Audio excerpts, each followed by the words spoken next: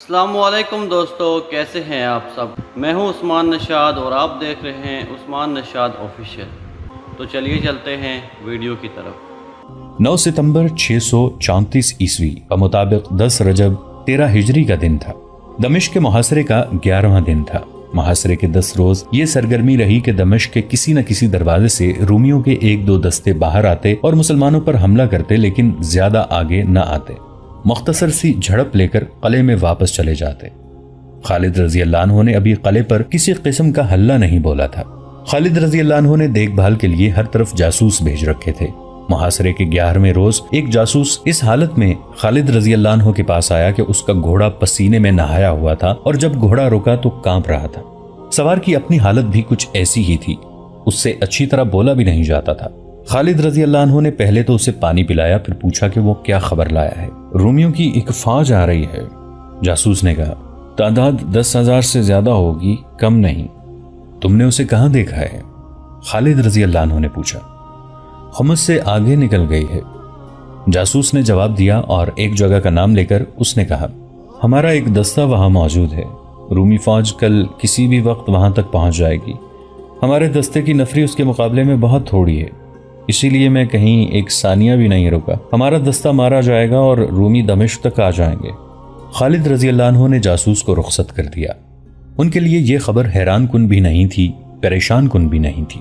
انہیں معلوم تھا کہ ہرقل انطاکیہ میں ہے اور وہاں وہ آرام اور سکون سے نہیں بیٹھا ہوا، بلکہ وہ دمشق کو بچانے کے انتظامات کر رہا ہے۔ یہ رومی فوج جس کی اطلاع ایک جاسوس لایا تھا، انطاکیہ سے شہنشاہ ہرقل نے اپنے دمشق والی فوج کے لیے کمک کے طور پر بھیجی تھی۔ مورخوں نے اس کی تعداد 12,000 لکھی ہے۔ خالد رضی اللہ عنہ نے اسی توقع پر کہ رومیوں کی کمک آئے گی، دمشق کی طرف آنے والے رستوں پر پہلے سے ہی تھوڑی تھوڑی نفری کا ایک دستہ بھیج دیا تھا۔ ان کے سپرد یہ کام تھا کہ کمک کو روکے رکھیں، مگر یہ جو فوج آ رہی تھی اس کی نفری بہت زیادہ تھی۔ خالد رضی اللہ عنہ نے اسی وقت سالاروں کو بلایا اور انہیں بتایا کہ دشمن کی زیادہ نفری آ رہی ہے اور اسے روکنے کے لیے اپنی نفری بہت تھوڑی ہے۔ رومیوں کی اس کمک کو روکنا بہت ضروری ہے، خالد رضی اللہ عنہ نے کہا، اور اپنی نفری جو اس کے راستے میں موجود ہے اسے جانی نقصان سے بچانا ہے۔ ہمیں محاصرے کو ذرا کمزور کرنا پڑے گا، اس کمی کو ہم اپنے جذبے سے پورا کر لیں گے، سالار شرجیل نے کہا۔ ابن الولید، تو جتنی نفری کافی سمجھتا ہے یہاں سے نکال کر بھیج دے، 5,000 سوار کافی ہوں گے، خالد رضی اللہ عنہ نے کہا۔ رومیوں کی نفری 10,000 سے زیادہ ہے، بہت ہے، زرار بن الازور نے کہا، اور مجھے یقین ہے ابن الولید کہ تو مجھے مایوس نہیں کرے گا۔ ان 5,000 سواروں کا سالار میں ہوں گا، تیری خواہش کو میں رد نہیں کروں گا ابن الازور، خالد رضی اللہ عنہ نے کہا، لیکن احتیاط کرنا کہ جوش میں آ کر دشمن کی صفوں میں نہ گھس جانا، اگر ایسا ضروری ہو جائے تو تجھے پیچھے نہیں رہنا چاہیے۔ اور یہ بھی سن لے ابن الازور، اگر تو نے دیکھا کہ تو دشمن کو نہیں سنبھال سکے گا تو فوراً کمک مانگ لینا، میں بھیج دوں گا۔ وہاں پہلے بھی ایک دستہ موجود ہے، اسے بھی اپنی کمان میں لے لینا۔ یہ ساری نفری تیرے ماتحت ہوگی، اپنا نائب خود ہی چن لے۔ رافع بن عمیرہ، زرار رضی اللہ عنہ نے کہا، لے جا اسے، خالد رضی اللہ عنہ نے کہا، اور اتنی جلدی وہاں پہنچ جیسے تو اڑتا گیا ہو۔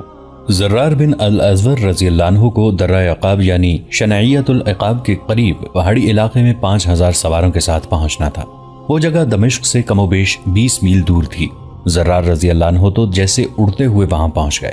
انہوں نے وہاں جو نفری موجود تھی اسے بھی اپنی کمان میں لے لیا۔ یہ علاقہ پہاڑی ہونے کی وجہ سے گھات کے لیے موزوں تھا۔ رومی فوج ابھی تک وہاں نہیں پہنچی تھی۔ زرار رضی اللہ عنہ نے بڑی تیزی سے اپنی تمام نفری کو گھات میں چھپا دیا۔ اس کے ساتھ ہی اس روز کا سورج غروب ہو گیا۔ زرار رضی اللہ عنہ نے سنتری اس ہدایت کے ساتھ مقرر کیے کہ وہ ٹیکریوں اور چٹانوں کے اوپر چلے جائیں، باہر نہ جائیں۔ پوری احتیاط کی جا رہی تھی کہ دشمن کو گھات کا پتہ نہ چلے۔ رات گزر گئی، صبح طلوع ہوئی اور اس سے تھوڑی ہی دیر بعد دشمن کی فوج آ گئی، اور یہ صحیح معنوں میں فوج تھی۔ نفری زیادہ، تنظیم نہایت اچھی۔ دیکھا گیا کہ اس فوج کے ساتھ بے شمار گھوڑا گاڑیاں تھیں جو سامان سے لدی ہوئی تھیں، اور اونٹوں کی تعداد بھی بے حساب تھی جن پر بوریاں لدی ہوئی تھیں۔ یہ بعد میں پتہ چلا تھا کہ یہ سامان خرد و نوش تھا جو دمشق جا رہا تھا۔ خالد رضی اللہ عنہ دمشق کے اندر اسی صورتحال سے بے خبر تھے کہ رومیوں نے دمشق کا دفاع تو بڑا اچھا کیا تھا، لیکن شہر میں رسد اور خوراک کی اتنی کمی تھی کہ 10 دنوں کے محاصرے میں ہی شہری ہر چیز کی قلت محسوس کرنے لگے تھے۔ ہرقل کو اطلاع مل چکی تھی، اس نے کمک بھیجی اور اس کے ساتھ خوراک کا ذخیرہ بھی بھیج دیا۔ زرار رضی اللہ عنہ بن الازور کو بتایا گیا کہ رومی فوج کے ساتھ مال اسباب بے حساب آ رہا ہے، تو زرار رضی اللہ عنہ نے جوش میں آ کر حسب معمول زرہ خود اور قمیص اتار پھینکی۔ نیم برہنہ ہو کر انہوں نے اعلان کیا کہ بہت موٹا شکار آ رہا ہے۔ رومی جب پہاڑیوں میں آئے تو زرار رضی اللہ عنہ کی للکار پر مجاہدین اسلام گھات سے نکل کر رومیوں پر ٹوٹ پڑے۔ توقع تو یہ تھی کہ رومی اچانک حملے سے گھبرا اور بوکھلا کر بھاگ اٹھیں گے، لیکن ان کا رد عمل ایسا بالکل نہیں تھا۔ انہوں نے یہ چال چلی کہ پیچھے ہٹنے لگے اور درائے عقاب کے قریب اس جگہ جا رکے جو ہموار میدان تھا اور یہ پہاڑی کی بلندی تھی۔ انہوں نے سامان کی گاڑیاں پیچھے بھیج دیں اور ان کے پیچھے کی فوج آگے آ گئی۔ ان کی تعداد مسلمانوں سے دگنی تھی اور ان کے انداز سے صاف پتہ چلتا تھا کہ مسلمانوں کا یہ حملہ ان کے لیے غیر متوقع نہیں تھا۔ وہ اس کے لیے تیار تھے۔ انہوں نے قدم جما لیے۔ زرار رضی اللہ عنہ بن الازور نے دشمن کو اس کیفیت میں دیکھا کہ اس نے نہ صرف یہ کہ حملہ روک لیا ہے بلکہ وہ سامنے سے بھی اور دائیں بائیں سے بھی حملے کر رہا ہے۔ مسلمانوں کا جوش و خروش کچھ کم نہ تھا، لیکن رومی جس منظم انداز سے لڑ رہے تھے اس سے یہی ایک خطرہ نظر آنے لگا تھا کہ وہ مسلمانوں کو بھگا کر اور کاٹ کر آگے نکل جائیں گے۔ زرار رضی اللہ عنہ کو خالد رضی اللہ عنہ نے جس حرکت سے منع کیا تھا انہوں نے وہی حرکت کی۔ پہلے تو وہ منظم طور پر رومیوں پر حملے کراتے رہے، لیکن دیکھا کہ رومی پیچھے ہٹنے کے بجائے چڑھے آ رہے ہیں تو زرار رضی اللہ عنہ جوش میں آ گئے اور چند ایک مجاہدین کو ساتھ لے کر رومیوں پر ٹوٹ پڑے۔ انہوں نے اپنی مخصوص جرات اور شجاعت کا مظاہرہ کیا اور جو رومی ان کے سامنے آیا وہ کٹ کر گرا اور اس طرح وہ اندھا دھند بہت آگے نکل گئے۔ یہ ہے برہنہ جنگجو، کسی رومی نے نعرہ لگایا۔ یہ کوئی سالار ہو سکتا تھا۔ اس نے للکار کر کہا، گھیرے میں لے لو اسے، زندہ پکڑو۔ زرار نیم برہنہ ہو کر لڑنے اور دشمن کو ہر میدان میں حیران کن نقصان پہنچانے میں اتنے مشہور ہو گئے تھے کہ انطاکیہ تک ان کی شجاعت کے چرچے پہنچ گئے تھے۔ رومیوں نے اس نیم برہنہ جنگجو کو پہچان لیا۔ زرار رضی اللہ عنہ کے دائیں بازو میں ایک تیر لگ چکا تھا۔ مورخوں نے لکھا ہے کہ زرار کے جسم پر 2 زخم اور بھی تھے۔ بہرحال ان کے بازو میں تیر اترنے پر سب متفق ہیں۔ زرار رضی اللہ عنہ نے تیر کھینچ کر بازو سے نکال پھینکا۔ تیر نکالنا بڑا ہی اذیت ناک ہوتا ہے، وہاں سے گوشت باہر نکل آتا ہے، لیکن زرار رضی اللہ عنہ بن الازور عاشق رسول تھے۔ وہ تو جیسے اپنے جسم اور اپنی جان سے دستبردار ہو گئے تھے۔ یہ تیر اور تلواریں تو جیسے ان کا کچھ بگاڑ ہی نہیں سکتی تھیں۔ رومیوں کا تیر کھا کر انہوں نے تیر یوں نکال پھینکا جیسے ایک کانٹا نکال کر پھینکا ہو۔ ان کا دایاں ہاتھ تلوار کو مضبوطے سے تھامے رہا اور رومی کٹتے اور گرتے رہے۔ رومی انہیں زندہ پکڑنے کا تہیہ کر چکے تھے۔ انہوں نے زرار رضی اللہ عنہ کے آدمیوں کو جو ان کے ساتھ آگے نکل گئے تھے بکھیر کر الگ الگ کر دیا اور زرار رضی اللہ عنہ کو گھیرے میں لے لیا۔ اس موقع پر انہیں 1 یا 2 زخم آئے۔ آخر کئی رومیوں نے مل کر انہیں پکڑ لیا اور انہیں باندھ لیا۔ رومی بلند آواز سے چلانے لگے، مسلمانوں، تمہارا سالار ہمارا قیدی ہو گیا ہے۔ ہم نے تمہارے ننگے سالار کو پکڑ لیا ہے۔ ہم شاہ ہرقل کو تحفہ دیں گے۔ رومیوں کی للکار بلند ہوتی جا رہی تھی۔ وہ ٹھیک کہتے تھے۔ شہنشاہ ہرقل کے لیے زرار رضی اللہ عنہ سے بڑھ کر کوئی اور اچھا تحفہ نہیں ہو سکتا تھا۔ ان کے زخموں سے خون بڑی تیزی سے بہا جا رہا تھا، جس سے یہ خطرہ پیدا ہو گیا کہ وہ ہرقل تک زندہ نہیں پہنچ سکیں گے۔ رومیوں نے ان کی مرہم پٹی کر دی۔ اس دور کی جنگوں میں فوجیں یوں بھی شکست کھا جاتی تھیں کہ سپہ سالار مارا گیا، پرچم گر پڑا اور پوری کی پوری فوج بھاگ اٹھی۔ لیکن مسلمانوں کا معاملہ اس کے برعکس تھا۔ زرار جیسا سالار پکڑا گیا تو دشمن کی یہ للکار سن کر کہ اس نے ان کے سالار کو پکڑ لیا ہے، مسلمانوں نے حملوں کی شدت میں اضافہ کر دیا۔ وہ لپکتے ہوئے شعلے اور گرجتی ہوئی بجلیاں بن گئے۔ رافع بن عمیرہ رضی اللہ عنہ زرار رضی اللہ عنہ کے نائب سالار تھے۔ انہوں نے گرج کر اعلان کیا کہ اب کمان ان کے ہاتھ میں ہے۔ انہوں نے سامنے سے رومیوں پر حملے کرائے، خود بھی حملوں کی قیادت کی اور دشمن کی صفوں کو توڑ کر آگے جانے کی کوشش کی، لیکن رومیوں کی صفیں مل کر بڑی مضبوط دیوار بن گئی تھیں۔ رافع زرار رضی اللہ عنہ کو رہا کرانے کی کوشش میں تھے، لیکن ان کی کوشش کامیاب نہیں ہو رہی تھی۔ مسلمان اپنے سالار کو دشمن سے چھڑانے کے لیے جان کی بازی لگائے ہوئے تھے۔ دوپہر سے ذرا بعد کا وقت تھا۔ خالد رضی اللہ عنہ دمشق کے ارد گرد گھوم پھر کر جائزہ لے رہے تھے کہ دیوار کہیں سے توڑی جا سکتی ہے یا نہیں۔ 2 سالار ان کے ساتھ تھے۔ خدا کی قسم دمشق ہمارا ہے، خالد رضی اللہ عنہ نے کہا۔ رومیوں کو کمک نہیں مل سکتی، زرار اور رافع ان کی کمک کو بھگا چکے ہوں گے۔ خالد رضی اللہ عنہ چپ ہو گئے۔ ایک گھڑ سوار ان کی طرف بڑا تیز آ رہا تھا۔ قاصد معلوم ہوتا ہے، خالد رضی اللہ عنہ نے کہا اور گھوڑے کو ایڑ لگا کر اس طرف بڑھے۔ سالار اعلیٰ، گھڑ سوار نے گھوڑا ان کے قریب روک کر کہا، رومیوں نے زرار بن الازور کو پکڑ لیا ہے، ابن عمیرہ نے ان کی جگہ لے لی ہے۔ انہوں نے ابن الازور کو رہا کرانے کی بہت کوشش کی ہے، لیکن رومیوں کی تعداد اتنی زیادہ ہے کہ ہم ناکام ہو گئے ہیں۔ ابن عمیرہ نے مجھے اس پیغام کے ساتھ بھیجا ہے کہ کمک کے بغیر ہم رومیوں کو نہیں روک سکیں گے۔ کیا میں نے اسے منع نہیں کیا تھا کہ اپنے آپ کو قابو میں رکھنا؟ خالد رضی اللہ عنہ نے برہم سا ہو کر کہا۔ رومی ہمارے اتنے قیمتی سالار کو نہیں لے جا سکتے۔ خالد رضی اللہ عنہ نے تمام سالاروں کو بلایا اور انہیں زرار رضی اللہ عنہ کی گرفتاری اور بیت اللحیہ میں رومیوں کے سامنے مسلمانوں کی کمزور حالت کے متعلق بتایا۔ میں خود ابن عمیرہ کی مدد کے لیے جانا چاہتا ہوں، خالد رضی اللہ عنہ نے کہا، لیکن محاصرہ کمزور ہو جائے گا۔ رومی باہر آ کر تم پر حملہ کر دیں گے۔ ہماری نفری پہلے ہی کم رہ گئی ہے۔ اگر میں نہیں جاتا اور میں کمک نہیں بھیجتا تو ہمارے 5-6 ہزار سوار مارے جائیں گے اور رومیوں کی کمک سیدھی یہاں آ کر ہلہ بول دے گی۔ بتا سکتے ہو مجھے کیا کرنا چاہیے؟ رافع کی مدد کو پہنچنا اور رومیوں کی کمک کو روکنا زیادہ ضروری ہے، ابو عبیدہ رضی اللہ عنہ نے کہا۔ ابن الولید، تو سمجھتا ہے کہ تیرا جانا ضروری ہے تو ابھی چلا جا، ہمیں اور دمشق کے محاصرے کو اللہ پر چھوڑ۔ رومیوں کو باہر آ کر حملہ کرنے دے، وہ زندہ اندر نہیں جا سکیں گے۔ دوسرے سالاروں نے ابو عبیدہ رضی اللہ عنہ کی تائید کر کے خالد رضی اللہ عنہ کو یقین دلایا کہ ان کی نفری کم ہو گئی تو بھی وہ محاصرے کو درہم برہم نہیں ہونے دیں گے۔ اگر مجھے جانا ہی ہے تو میں فوراً نہیں جاؤں گا، خالد رضی اللہ عنہ نے کہا۔ میں ایسے وقت یہاں سواروں کو ساتھ لے کر نکلوں گا جب دشمن ہمیں نہیں دیکھ سکے گا۔ ابو عبیدہ میری جگہ لے لیں، میں آدھی رات کے بعد 4000 سوار لے کر نکل جاؤں گا۔ تم سب پر اللہ کی سلامتی ہو، اللہ تمہارا حامی و ناصر ہو۔ 4000 سواروں کو تیاری کی حالت میں الگ کر دو اور انہیں بتا دو کہ آدھی رات کے بعد روانہ ہونا ہے۔ بیت اللحیہ کم از کم 20 میل دور تھا۔ سورج غروب ہونے تک وہاں رومیوں اور مسلمانوں میں لڑائی ہوتی رہی۔ رافع بن عمیرہ نے شام تاریک ہونے کے بعد بھی مجاہدین کو رومیوں کے عقب میں پہاڑیوں کے درمیان سے گزار کر بھیجا، مگر ہر ٹولی ناکام واپس آئی۔ جو وقت گزرتا جا رہا ہے، زرار بن الازور موت کے قریب ہوتا جا رہا ہے۔ رافع نے کئی بار کہا، اللہ کرے وہ زندہ ہو، اللہ اسے زندہ رکھے، ہم اسے چھڑا کر ضرور لائیں گے۔ رات گزر گئی، صبح کا اجالا ابھی پوری طرح نہیں نکھرا تھا کہ خالد رضی اللہ عنہ 4000 سواروں کے ساتھ رافع کے پاس پہنچ گئے۔ خالد رضی اللہ عنہ آدھی رات گزر جانے کے بعد دمشق سے روانہ ہوئے تھے۔ انہوں نے 4000 سواروں کو شام کے بعد خاموشی سے محاصرے سے ہٹا کر پیچھے کرنا شروع کر دیا تھا اور سوار پیچھے جا کر اکٹھے ہوتے جا رہے تھے۔ یہ جگہ دمشق سے ذرا دور تھی۔ خالد رضی اللہ عنہ انہیں ساتھ لے کر روانہ ہوئے تو شہر میں محصور رومیوں کو خبر تک نہ ہوئی۔ خالد رضی اللہ عنہ اور ان کے سوار دستے کو دیکھ کر رافع اور ان کے سواروں نے نعرے لگانے شروع کر دیے۔ خالد رضی اللہ عنہ نے بڑی تیزی سے دشمن کا اور رافع کے سواروں کا جائزہ لیا اور دونوں دستوں کو ضرورت کے مطابق ترتیب میں کر کے حملے کا حکم دے دیا۔ حملہ ابھی شروع نہیں ہوا تھا کہ ایک گھڑ سوار مسلمانوں کی صفوں سے نکلا اور گھوڑا سر پٹ دوڑاتا خالد رضی اللہ عنہ سے بھی آگے نکل گیا۔ اس کے ایک ہاتھ میں تلوار اور دوسرے میں برچی تھی۔ خالد رضی اللہ عنہ کو اس پر غصہ آیا اور انہوں نے چلا کر اسے پکارا، لیکن وہ رومیوں کی اگلی صف تک پہنچ چکا تھا۔ جسم کے لحاظ سے وہ موٹا تازہ نہیں تھا، اس کے سر پر سبز رنگ کا امامہ تھا اور اس نے اپنا چہرہ ایک کپڑا باندھ کر چھپایا ہوا تھا، اس کی صرف آنکھیں نظر آتی تھیں۔ یہ خالد ہیں، رافع بن عمیرہ نے کہا۔ ایسی جرت خالد کے سوا کوئی نہیں کر سکتا۔ رافع ایک پہلو پر تھے جہاں سے خالد رضی اللہ عنہ نظر نہیں آتے تھے۔ خالد رضی اللہ عنہ نے حملہ روک لیا اور وہ رافع کے پاس گئے۔ رافع انہیں دیکھ کر حیران ہوئے۔ ابن الولید، رافع نے خالد رضی اللہ عنہ سے کہا، اگر وہ تو نہیں جو رومیوں پر اکیلا ٹوٹ پڑا ہے تو وہ کون تھا؟ میں یہی تجھ سے پوچھنے آیا ہوں، خالد رضی اللہ عنہ نے کہا۔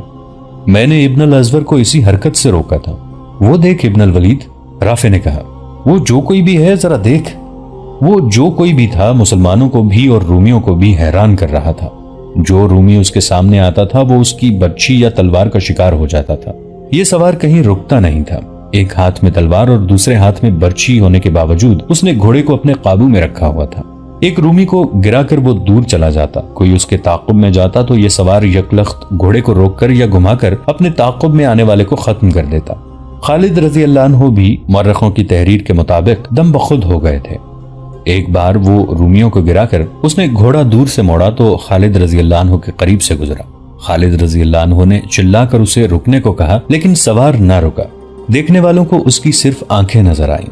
ان آنکھوں میں کچھ اور ہی چمک تھی، بلکہ ان آنکھوں میں دلکشی سی تھی۔ اس کی تلوار اور اس کی برچھی کی انی خون سے سرخ ہو گئی تھی۔ وہ ایک بار پھر رومیوں کی طرف جا رہا تھا۔ ابن الولید، رافع نے غضبناک آواز میں کہا، تو حملے کا حکم کیوں نہیں دیتا؟ خدا کی قسم، یہ جنگ اس اکیلے سوار کی نہیں، مجاہدین اس سوار کی حیرت ناک شجاعت کو دیکھ کر جوش سے پھٹ رہے تھے اور وہ بھی حملے کا مطالبہ کر رہے تھے۔ خالد رضی اللہ عنہ نے حملے کا حکم دے دیا۔ اب مجاہدین اسلام نے جو حملہ کیا تو یہ ایسے غضبناک سیلاب کی مانند تھا جو بند توڑ کر آیا ہو۔ اس ایک پر اسرار سوار نے مجاہدین کے لشکر میں قہر بھر دیا تھا۔ مجاہدین نے خالد رضی اللہ عنہ کی بتائی ہوئی ترتیب سے حملہ کیا، لیکن وہ سوار اپنے لشکر سے الگ تھلگ اپنی طرز کی لڑائی لڑتا رہا۔ خالد رضی اللہ عنہ اس تک پہنچنے کی کوشش کر رہے تھے، لیکن وہ تو جیسے پاگل ہو چکا تھا یا وہ خودکشی کے انداز سے لڑ رہا تھا۔ ایک بار پھر وہ خالد رضی اللہ عنہ کے قریب سے گزرا۔ رک جائے جان پر کھیلنے والے، خالد رضی اللہ عنہ نے چلا کر کہا۔ کون ہے تو؟ سوار نے گھوڑا ذرا روکا، خالد رضی اللہ عنہ کی طرف دیکھا۔ کپڑے کے نقاب سے اس کی چمکتی ہوئی آنکھیں نظر آئیں اور اس نے گھوڑے کو ایڑ لگا دی۔ خالد رضی اللہ عنہ نے اپنے 2 محافظوں سے کہا کہ اس سوار کو گھیر کر لے آئیں ورنہ یہ مارا جائے گا، دیکھو یہ تھک بھی گیا ہے۔ دونوں محافظوں نے گھوڑے دوڑا دیے اور اسے جا لیا۔ کیا تو نے نہیں سنا؟ سالار اعلیٰ نے تجھے بار بار پکارا ہے، ایک محافظ نے اسے کہا۔ سوار محافظوں کو چپ چاپ دیکھتا رہا۔ سالار اعلیٰ تجھ سے خفا نہیں، دوسرے محافظ نے کہا، آ اور ان سے خراج تحسین وصول کر۔ سوار نے ایک بار پھر گھوڑے کا رخ دشمن کی طرف کر دیا، لیکن اس سے پہلے کہ وہ ایڑ لگاتا ایک محافظ نے اپنا گھوڑا اس کے آگے کر دیا اور دوسرے نے اس کی لگام پکڑ لی۔ عجیب بات تھی کہ سوار نے کوئی بات نہ کی اور نقاب سے اس کی صرف آنکھیں نظر آتی رہیں۔ یہ عام سی آنکھیں نہیں تھیں۔ محافظ اسے اپنے ساتھ لے گئے اور خالد رضی اللہ عنہ کے سامنے جا کھڑا کیا۔ اس نے برچھی اور تلوار سے اتنے زیادہ رومیوں کو ہلاک کیا تھا کہ دونوں ہتھیار پورے کے پورے لال ہو گئے تھے اور ان سے خون بہ بہ کر اس سوار کے ہاتھوں تک چلا گیا تھا اور کپڑوں پر بھی چھینٹے پڑے تھے۔ خالد رضی اللہ عنہ نے اس کی آنکھوں میں دیکھا تو انہوں نے نظریں جھکا لیں۔ آنکھوں سے تو نوعمر لڑکا لگتا ہے، خالد رضی اللہ عنہ نے کہا۔ تو نے اپنی شجاعت کا سکہ میرے دل پر بٹھا دیا ہے، تیری قدر میرے سوا اور کوئی نہیں کر سکتا۔ خدا کی قسم میں تیرا چہرہ دیکھوں گا اور تو بتا کہ تو ہے کون؟ تو میرا امیر ہے اور میرا سالار ہے، سوار نے کہا، اور تو میرے لیے غیر مرد ہے۔ میں تیرے سامنے اپنا چہرہ کیسے بے نقاب کر دوں؟ جسے تو میری شجاعت کہتا ہے یہ ایسا اشتعال اور غصہ ہے جو میرے اختیار سے باہر ہے۔ تجھ پر اللہ کی رحمت ہو۔ خالد رضی اللہ عنہ نے اس سوار کی بات سن کر کہا، کس کی بیٹی ہے تو؟ کس کی بہن ہے تو؟ میں الازور کی بیٹی خالہ ہوں، اس نے جواب دیا۔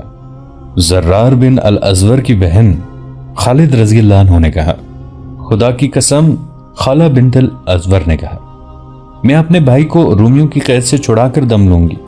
خوش نصیب ہے الازور جس کے گھر میں زرار جیسے بیٹے اور خالہ جیسی بیٹی نے جنم لیا ہے، خالد رضی اللہ عنہ نے کہا۔ یہ لڑائی صرف تیری نہیں بنت الازور، ہمارے ساتھ رہے اور دیکھ کہ ہم تیرے بھائی کو کس طرح رہا کراتے ہیں۔ اس دور میں عورتیں بھی اپنے خامندوں اور بھائیوں کے ساتھ میدان جنگ میں جایا کرتی تھیں۔ خالہ اپنے بھائی زرار کے ساتھ آئی تھیں۔ انہیں پتا تھا کہ ان کے بھائی کو رومیوں نے قید کر لیا ہے تو انہوں نے اسے ذاتی جنگ سمجھ لیا۔ سپہ سالار خالد رضی اللہ عنہ کی بھی پرواہ نہ کی اور رومیوں پر ٹوٹ پڑی۔ عورتیں اور بچے دمشق کے مضافات میں تھے۔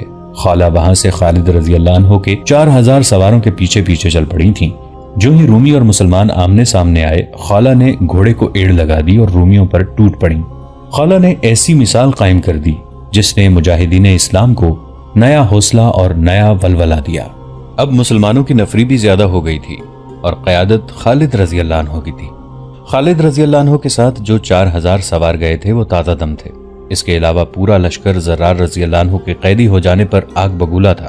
رومیوں کے لیے اس حملے کو برداشت کرنا ناممکن ہو گیا۔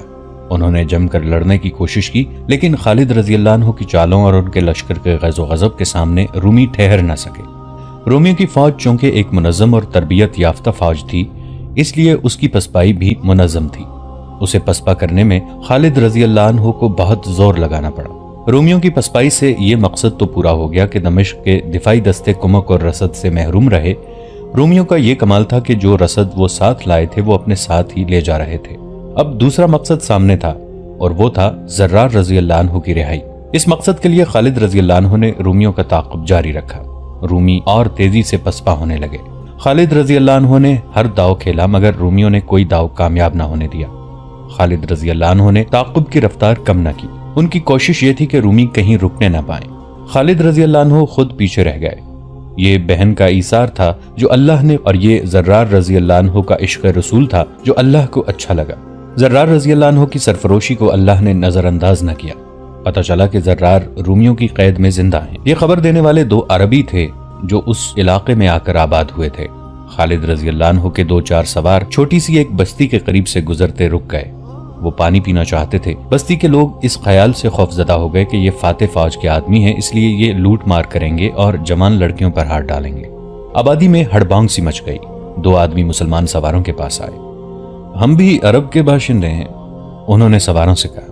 ہم مسلمان تو نہیں، پھر بھی عرب کی مٹی کا واسطہ دے کر کہتے ہیں کہ ہماری خاطر اس بستی پر ہاتھ نہ اٹھائیں۔ تم نہ بھی کہتے تو ہم اس بستی کی طرف دیکھنا بھی گوارا نہ کرتے۔ ایک مسلمان سوار نے کہا، ان لوگوں سے کہہ دو کہ ہم سے نہ ڈریں، ہم تم سب کے محافظ ہیں، ہم پانی پی کر چلے جائیں گے۔ دونوں عربوں نے بستی کے لوگوں سے کہا کہ وہ ڈریں نہیں اور اپنے گھروں میں رہیں۔ ان عربوں نے سواروں کو اور ان کے گھوڑوں کو پانی پلایا اور اس دوران وہ سواروں کے ساتھ باتیں بھی کرتے رہے۔ باتوں باتوں میں ان عربوں نے سواروں کو بتایا کہ ایک گھوڑے پر رومیوں نے ایک آدمی کو باندھ رکھا تھا۔ اس کا سر ننگا تھا اور اس کی قمیض بھی نہیں تھی اور اس کے ایک بازو پر پٹیاں بندھی ہوئی تھیں۔ اسے انہوں نے یہاں پانی پلانے کے لیے روکا تھا، ایک عرب نے بتایا۔ وہ تمہارا ساتھی معلوم ہوتا ہے۔ مسلمان سواروں کو شک نہ رہا، یہ زرار رضی اللہ عنہ تھے۔ سواروں نے ان عربوں سے مزید معلومات لیں۔ زرار رضی اللہ عنہ کے ساتھ تقریباً 100 رومی تھے۔ وہ رومی لشکر کی پسپائی سے بہت پہلے وہاں سے گزرے تھے اور وہ حمص کی طرف جا رہے تھے۔ مسلمان سواروں نے اپنے ایک ساتھی سے کہا کہ وہ پیچھے جا کر سپہ سالار کو زرار رضی اللہ عنہ بن الازور کے متعلق یہ اطلاع دے۔ الحمدللہ، خالد رضی اللہ عنہ نے یہ خبر سن کر کہا، زرار زندہ ہے اور وہ زندہ رہے گا۔ انہوں نے اسے قتل کرنا ہوتا تو کر چکے ہوتے، وہ اسے اپنے بادشاہ کے پاس لے جا رہے ہیں۔ ابن عمیرہ کو بلاؤ۔ رافع ابن عمیرہ آئے تو خالد رضی اللہ عنہ انہیں زرار رضی اللہ عنہ کے متعلق جو اطلاع ملی تھی پوری سنا کر کہا کہ وہ 100 سوار چن لیں جو جان پر کھیلنے والے شہ سوار ہوں۔ انہیں ساتھ لے کر حمص کی طرف ایسا راستہ اختیار کریں جو راستہ نہ ہو۔ مطلب یہ تھا کہ راستہ چھوٹا کر کے حمص کی طرف جائیں اور ان 100 رومیوں کو روکیں اور ابن الازور کو رہا کرائیں۔ رافع جب سواروں کا انتخاب کر رہے تھے تو زرار رضی اللہ عنہ کی بہن کو پتہ چل گیا کہ رافع زرار کو آزاد کرانے کے لیے جا رہے ہیں۔ وہ رافع کے پاس دوڑتی گئیں اور کہنے لگیں کہ وہ بھی ان کے ساتھ جائیں گی۔ نہیں بنت الازور، رافع رضی اللہ عنہ نے کہا، خدا کی قسم جو کام ہمارا ہے وہ ہم ایک عورت سے نہیں کرائیں گے۔ تجھے تیرا بھائی چاہیے، وہ تمہیں مل جائے گا، نہیں ملے گا تو ہم بھی واپس نہیں آئیں گے۔ میں اگر سپہ سالار سے اجازت لے لوں، ابن الولید تجھے اجازت نہیں دے گا، رافع نے کہا۔ خالہ مایوس ہو گئیں۔ رافع چنے ہوئے 100 سواروں کے ساتھ بڑی عجلت سے روانہ ہو گئے۔ انہوں نے حمص کی طرف جانے والے راستے کا اندازہ کر لیا تھا۔ وہ اس راستے سے دور دور تیز رفتار گھوڑے دوڑاتے گئے۔ وہ زیادہ دور نہیں گئے ہوں گے کہ ایک طرف سے ایک گھوڑا سر پر دوڑتا آ رہا تھا۔ وہ رومی نہیں ہو سکتا تھا، رومی ہوتا تو اکیلا نہ ہوتا۔ وہ خالد رضی اللہ عنہ کا قاصد ہو سکتا تھا، کوئی نیا حکم لایا ہوگا۔ وہ قریب آیا تو اس کا سبز امامہ اور چہرے پر کپڑے کا نقاب نظر آیا۔ ابن عمیرہ، سوار نے للکار کر کہا، اپنے بھائی کو آزاد کرانے کے لیے میں آ گئی ہوں۔ کیا سپہ سالار نے تجھے اجازت دے دی ہے؟ رافع نے پوچھا۔ اپنے بھائی کو قید سے چھڑانے کے لیے مجھے کسی کی اجازت کی ضرورت نہیں، خالہ بنت الازور نے کہا۔ اگر تو مجھے اپنے سواروں میں شامل نہیں ہونے دے گا تو میں اکیلی آگے جاؤں گی۔ خدا کی قسم بنت الازور، رافع نے کہا، میں تجھے اکیلا نہیں چھوڑوں گا، آ ہمارے ساتھ چل۔ یہ جوان سال عورت ساتھ چل پڑی۔ 100 رومی سوار زرار بن الازور کو گھوڑے پر اس حالت میں بٹھائے لے جا رہے تھے کہ ان کے ہاتھ رسیوں سے بندھے ہوئے تھے اور پاؤں اس طرح بندھے تھے کہ گھوڑے کے پیٹ کے نیچے سے رسی گزار کر دونوں ٹخنوں سے بندھی ہوئی تھی۔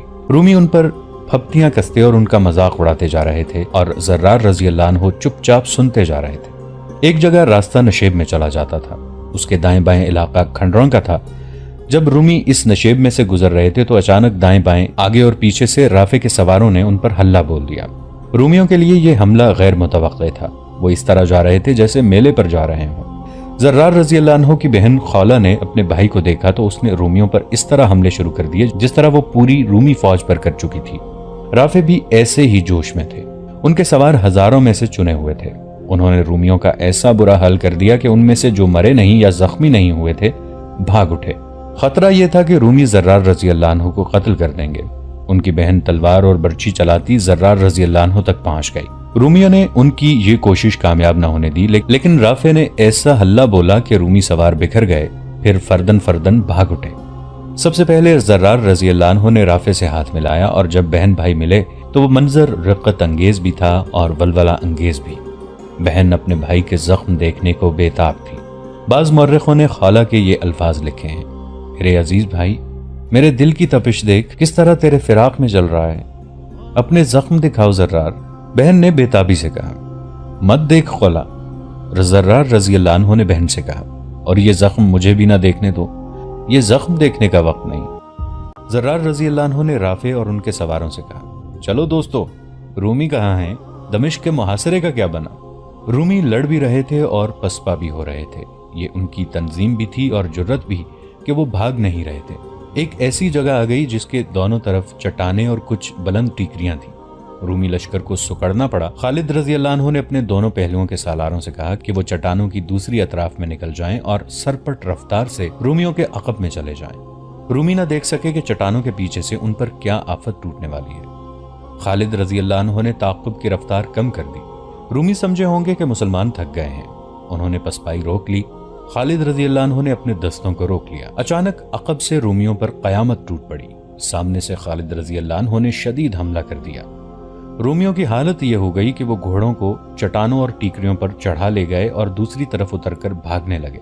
तवक्को थी कि रूमी रसद वगैरह का जो जखीरा साथ ला रहे थे वो मुसलमानों के हाथ आ जाएगा, लेकिन रूमियों ने घोड़ा गाड़ियों और ऊंटों को पहले ही हुमस को रवाना कर दिया था। हुमस की तरफ जाने वाली राहगुजर पर रोमियों की लाशें बिखरी हुई थी। जख्मी तड़प और कराह रहे थे। उनके घोड़े इधर उधर आवारा फिर रहे थे। मुजाहिदीन ने हुक्म मिलते ही अपने साथियों की लाशें और जख्मियों को उठाना, जख्मी और मरे हुए रूमियों के हथियारों को इकट्ठा और उनके घोड़ों को पकड़ना शुरू कर दिया।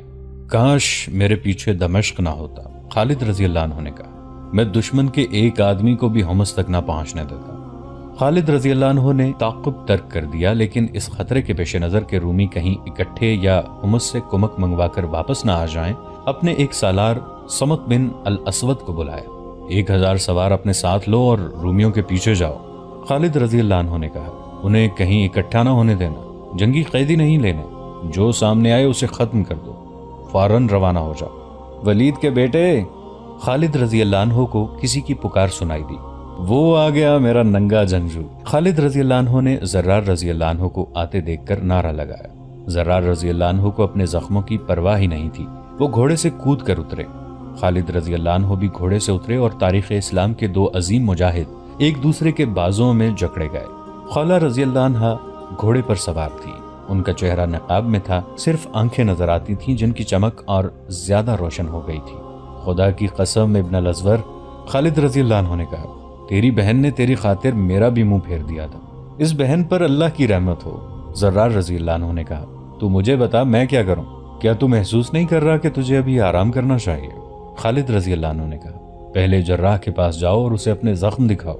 जर्रार बिन अल अज़वर जर्राह के पास चले तो गए, लेकिन पट्टियां बंधवा कर आ गए। सालार समत बिन अल असवद रूमियों के ताक़ुब में गए। रूमी बुरी तरह भागे जा रहे थे। उनकी आधी नफरी तो लड़ाई और पसपाई में खत्म हो गई थी और बाकी निस्फ बिखर गई थी। समत जब हमस के करीब पहुंचे तो देखा कि रूमी हमस के किले में दाखिल होते जा रहे हैं। उस दौर में हमस एक किला बंद कस्बा हुआ करता था। समत वहां जाकर रुक गए। उन्हें मालूम नहीं था कि किले के अंदर कितनी फौज है। फिर भी उन्होंने अपने 1000 सवारों को किले के अंदर इस अंदाज से दौड़ाया जैसे वो मुहासरा करना या किले पर हमला करना चाहते हैं। किले का दरवाजा खुला और 3-4 आदमी जो फौजी नहीं थे बाहर आए। वो रूमी नहीं, मकामी बाशिंदे थे। सालार समत बिन अल असवद ने उन्हें अपने पास बुलाया। क्यों आए हो? समत ने पूछा। अमन और दोस्ती का पैगाम लेकर आए हैं, एक ने कहा। रूमी मजीद लड़ाई नहीं चाहते? क्या तुम्हारा शहनशाह हरकल भी मजीद लड़ाई नहीं चाहता? समत ने पूछा। हम शहनशाह रूम की तर्जुमानी नहीं कर सकते, हमस के एक शहरी ने कहा। हम ये पैगाम लाए हैं कि हमस वाले नहीं लड़ना चाहते। अब जिस कदर सामान खुर्दोनोश चाहते हैं हमसे ले लें। अब जितने दिन भी यहाँ कयाम करना चाहते हैं करें। आपकी फौज और घोड़ों की खुराक हम मुहैया करेंगे। किसी भी तारीख में नहीं लिखा कि सालार समत ने हमस में रूमियों से सुलह की क्या शराइत मनवाई थी। वो वापस आ गए। खालिद रज़ी अल्लाह अन्हु अपने लश्कर के साथ दमिश्क जा चुके थे। मौर्रिख लिखते हैं कि खालिद रज़ी अल्लाह अन्हु जब दमिश्क पहुंचे तो शहर के अंदर मायूसी और खौफ व हिरास की लहर दौड़ गई। शहर वालों को पहले ये इत्तला मिल गई थी कि अंताकिया से कुमक और रसद आ रही है। अब उन्हें इत्तला मिली कि कुमक को मुसलमानों ने रास्ते में खत्म कर दिया है। दमिश्क में रूमी सालार तूमा था जो शहनशाह हरकल का दामाद था। चंद एक शहरी वफ्द की सूरत में तोमा के पास गए। کیا آپ کو کسی نے بتایا ہے کہ شہر میں لوگ کیا باتیں کر رہے ہیں؟ ایک شہری نے کہا۔ کیا تم لوگ نہیں جانتے کہ یہ بزدلی ہے؟ توما نے کہا، ہم نے ابھی محاصرہ توڑنے کی کارروائی کی ہی نہیں۔ کیا تم لوگ مجھے یہ مشورہ دینے آئے ہو کہ میں مسلمانوں کے آگے ہتھیار ڈال دوں؟ ہم سالار معظم کو شہر کی صورتحال بتانے آئے ہیں، وفد کے ایک اور آدمی نے کہا۔ شہر کے لوگ یہ سن کر ہراساں ہیں کہ جس فوج نے محاصرہ بھی کر رکھا ہے اور ہماری کمک کو بھی ختم کر دیا ہے، وہ اس شہر میں بھی داخل ہو جائے گی۔ پھر گھر ہمارے لوٹے جائیں گے، بچے ہمارے کچلے جائیں گے اور لڑکیاں ہماری اٹھائی جائیں گی۔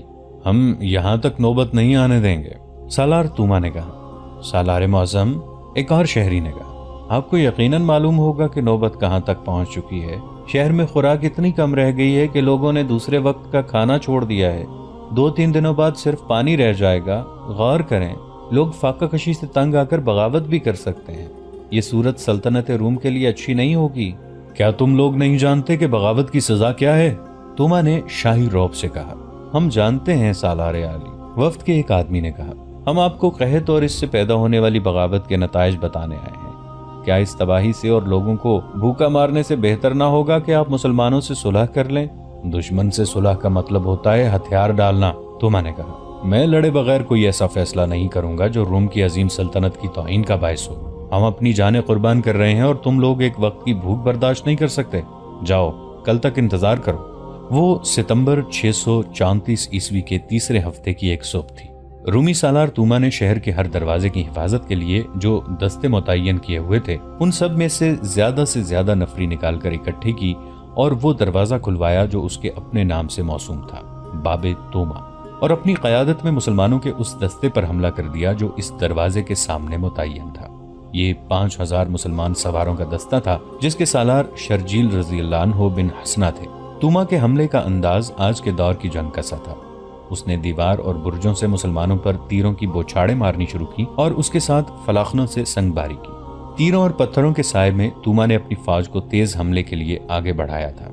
یہ طریقہ کارگر تھا۔ مسلمان پیچھے ہٹنے پر مجبور نظر آنے لگے تھے اور ان کا دھیان تیروں اور پتھروں سے بچنے پر لگ گیا تھا۔ کوئی پیچھے نہیں ہٹے گا، سالار شرجیل رضی اللہ عنہ نے چلا کر کہا۔ تمام تیر انداز آگے ہو جاؤ۔ مسلمان تیر اندازوں نے جوابی تیر اندازی شروع کر دی۔ رومیوں کے پتھر اور تیر چونکہ اوپر سے آ رہے تھے اور تیز بھی تھے، اس لیے مسلمانوں کا نقصان زیادہ ہو رہا تھا۔ پہلی بوچھاڑوں میں کئی مسلمان شہید ہو گئے۔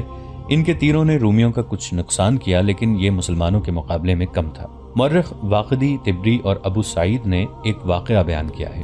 رومی تیروں سے شہید ہونے والوں میں ایک مجاہد ابان بن سعید بھی تھے، جن کا پورا نام ابان بن سعید بن العاص رضی اللہ عنہ تھا۔ فوراً ہی ابان کی شہادت کی خبر پیچھے ان خیموں تک پہنچ گئی جن میں مسلمانوں کی خواتین اور بچے تھے۔ ابان بن سعید کی بیوی بھی وہیں تھی۔ ان کی شادی ہوئے چند ہی دن گزرے تھے۔ یہ خاتون لشکر کے ساتھ زخمیوں کی دیکھ بھال اور پانی پلانے کے فرائض کے لیے آئی تھی، اور محاذ پر ہی اسے ابان شہید نے اپنے عقد میں لے لیا۔ کسی بھی مورخ نے اس خاتون کا نام نہیں لکھا۔ اسے پتہ چلا کہ اس کا خامند شہید ہو گیا ہے تو وہ اٹھ دوڑی اور شرجیل رضی اللہ عنہ کے دستے میں جا پہنچی۔ کہاں ہے میرے خامند کی لاش؟ وہ چلانے لگی۔ کہاں ہے سعید کے بیٹے کی لاش؟ 5000 گھڑ سواروں میں جن پر تیر اور پتھر برس رہے تھے، ابان بن سعید شہید کی بیوہ دوڑتی اور شہید کی لاش کا پوچھتی پھرتی تھی۔ کسی نے اسے پیچھے جانے کو کہا اور یہ بھی کہ اس کے خامند کی لاش اس کے پاس بھیج دی جائے گی، لیکن وہ تو صدمے سے جیسے دماغی توازن کھو بیٹھی تھی۔ کسی نے اسے وہ جگہ دکھا دی جہاں ابان کی لاش پڑی تھی۔ ابھی لاشیں نہیں اٹھائی جا سکتی تھیں۔ ابان تیر انداز تھے۔ ان کے جسم میں 3 تیر اترے ہوئے تھے اور وہ گھوڑے سے گر پڑے تھے۔ ان کی کمان لاش کے قریب پڑی ہوئی تھی اور ترکش میں ابھی کئی تیر موجود تھے۔ ان کی بیوی نے کمان اور ترکش اٹھائی اور دوڑ کر تیر اندازوں کی صف میں جا پہنچی۔ سامنے دیوار پر ایک پادری کھڑا تھا۔ اس کے ہاتھ میں بڑے سائز کی سلیب تھی جو اس نے اوپر کر رکھی تھی۔ یہ اس دور کا رواج تھا کہ سلیب فوج کے ساتھ رکھتے تھے تاکہ فوج کا یہ احساس زندہ رہے کہ وہ سلیب کی ناموس کی خاطر لڑ رہے ہیں۔ ابان شہید کی بیوہ اپنے تیر اندازوں سے آگے نکل گئی۔ اس کے قریب تیر گرنے اور زمین میں اترنے لگے۔ اپنے تیر اندازوں نے اسے پیچھے آنے کو کہا، لیکن وہ کسی کی سن ہی نہیں رہی تھی۔ اس کی بے خوفی خولہ بنت الازور جیسی تھی۔